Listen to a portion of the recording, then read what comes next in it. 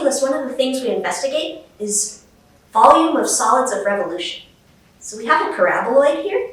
This is a shape where at every angle, it has the profile of a parabola.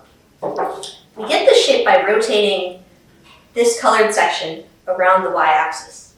You can see it corresponds to any particular slice of it.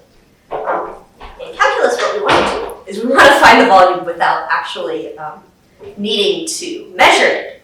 And so we either use the disk method or the shell method.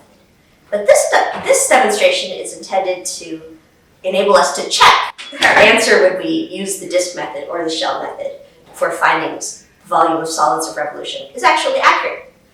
We're using displacement of water. So as you might know from Archimedes' principle, the amount of water that a solid displaces is equal to the volume of the solid itself. The amount of space that this guy takes up will push water out, and we'll be able to measure the difference in water when we drop this guy in. So I'm trying to make sure that we've got about 400 milliliters of water. And we're starting at 400, can drop this guy in.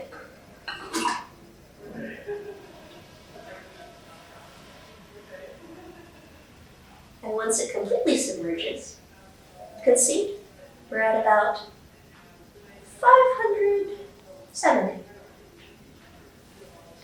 Then we can do the unit conversion to figure out if each of these units is 15 millimeters, then what scale is our solid going to be in millimeters cubed? And then what's millimeters cubed to milliliters?